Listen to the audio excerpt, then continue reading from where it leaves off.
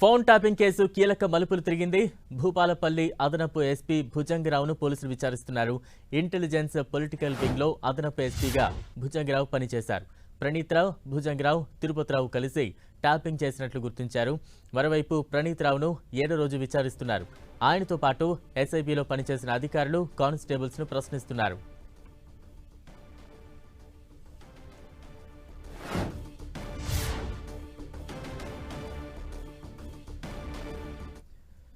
Phone tapping case కీలక మలుపులు తిరుగుతోంది. తాజా అప్డేట్స్ అందించేందుకు మా ప్రతినిధి సునీల్ సిద్ధంగా ఉన్నారు. సునీల్,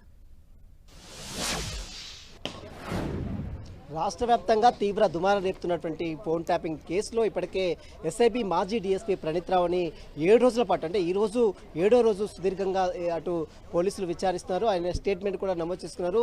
అతను ఇచ్చినటువంటి ఇన్ఫర్మేషన్ ఆధారంగా ఎస్ఐబిలో పనిచేస్తున్నటువంటి పలువురు ఉన్నతాధికారుల పాత్రకు సంబంధించి మాత్రం అధికారుల విచారణ జరుగుతుంది. ఈరోజు కొంతమంది భూపాలపల్లి అదనపు ఎస్పీగా ఉన్నటువంటి భుజంగరావుతో పాటు మరోవైపు తిరుపతన్న, వీరిద్దరిని కూడా ప్రస్తుతం అయితే బంజారాహిల్స్, మనం చూస్తున్నటువంటి బంజారాహిల్స్ పోలీస్ స్టేషన్ పోలీసులు విచారిస్తున్నారు. వీరితో పాటు ఎస్ఐబిలో పనిచేస్తున్నటువంటి, అంటే ప్రణీత్రావుతో కలిసి పనిచేస్తున్నటువంటి, గత ప్రభుత్వంలో కలిసి పనిచేసినటువంటి కొంతమంది అధికారుల పాత్రకు సంబంధించిన దానిపై మాత్రం ఇప్పటికే ఆధారాలు సేకరించారు. వారిని కూడా పిలిచి అటు పోలీసులు పూర్తిగా విచారిస్తున్నారు. అయితే ప్రణీత్రావు ఒకటే చెప్తున్నారు, ఉన్నతాధికారుల ఆదేశాల మేరకే తాను ఈ ఫోన్ ట్యాపింగ్ చేశారని చెప్తున్నారు. ఇప్పటికే ఈ కేసులో ఐజీగా, గతంలో ఇంటెలిజెన్స్ చీఫ్గా ఉన్నటువంటి ప్రభాకర్ రావు కావచ్చు, మరోవైపు డీసీపీగా పనిచేసినటువంటి, టాస్క్ ఫోర్స్ డీసీగా పనిచేసినటువంటి రాధాకృష్ణ కావచ్చు, వీరిద్దరితో పాటు మరొక ప్రతినిధి, అంటే వారు ఏర్పాటు చేసుకుని తన ఇంట్లో, తన రూమ్ లో మొత్తం కూడా ఈ యొక్క ఫోన్ ట్యాపింగ్ చేసినటువంటి శ్రావణ్ అనేటువంటి వ్యక్తి ఇంట్లో కూడా సోదాలు చేశారు. కీలక ఆధారాలు కూడా సేకరించారు. ప్రస్తుతం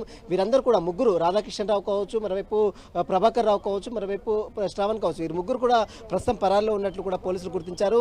ఇక వీరితో పాటు వీరికి సహకరించిన ప్రణీత్రావుకి ఆదేశాలు ఎవరు ఇచ్చారు, ఎవరు చెప్తే ఈ ఆర్టిస్టులను ధ్వంసం చేశారు, అదేవిధంగా డాక్యుమెంట్స్ మొత్తం కూడా కాల్చివేశారు, వీటన్నిటికీ వెనుక ఇంకా ఎవరు ఉన్నారు, అసలు సూత్రధారులు ఎవరు, పాత్రధారులు ఎవరు, వీటన్నిటి అంశాలపై మాత్రం ప్రస్తుతం పోలీసులు సుదీర్ఘంగా విచారణ చేస్తున్నారు. ఈ రోజు కస్టడీ పూర్తవుతుంది. ఈ రోజు నైట్ కానీ రేపు ఉదయం మార్నింగ్ కానీ ప్రణీత్రావుని న్యాయమూర్తి ఎదుట హాజరుపరిచి మళ్ళీ కోర్టులో ప్రొడ్యూస్ చేసిన తర్వాత అతన్ని మరొకసారి కస్టడీ కోరుతారా లేదా అనేది మాత్రం చూడాల్సింది చెప్పవచ్చు. ఎందుకంటే ఈ కేసులో చాలా మంది ఎస్టాబ్లిష్ చేసేటువంటి అవసరం ఉంది. పాత్రకు సంబంధించి దానిపై కూడా చాలా మంది ఇన్వాల్వ్మెంట్ అయ్యారు. అప్పటి ఉన్నటువంటి గత ప్రభుత్వంలో ఉన్నటువంటి ఇంటెలిజెన్స్ అధికారులు, ఇంటెలిజెన్స్ లో పనిచేసినటువంటి కీలక నేతలు కూడా ఇందులో ఇన్వాల్వ్మెంట్ ఉన్నారు. వారికి సంబంధించిన పాత్రని డిస్టర్బ్ చేయాలంటే మరొకసారి ప్రణీత్రావుని కస్టడీ తీసుకొని విచారిస్తే మరిన్ని విషయాలు వెళ్ళలోకి వస్తాయని మాత్రం పోలీసులు భావిస్తాయి. ఈ రోజు ప్రణీత్రావుని మాత్రం సుదీర్ఘంగా విచారించారు. అతను ఇచ్చినటువంటి కొంత స్టేట్మెంట్ ఆధారంగా ఈ రోజు పలువురు ఎస్ఐబిలో పనిచేసినటువంటి పలువురిని పిలిచి విచారిస్తే ఇందులో ప్రధానంగా భూపాలపల్లి అడిషనల్ ఎస్పీగా ఉన్నటువంటి భుజంగరావుతో పాటు అడిషనల్ ఎస్పీగా ఉన్నటువంటి తిరుపతిని మాత్రం ప్రస్తుతం అయితే బంజారాహిల్స్ పోలీసులు విచారిస్తున్న పరిస్థితి మాత్రం కనబడుతుంది. Right, thank you Sunil.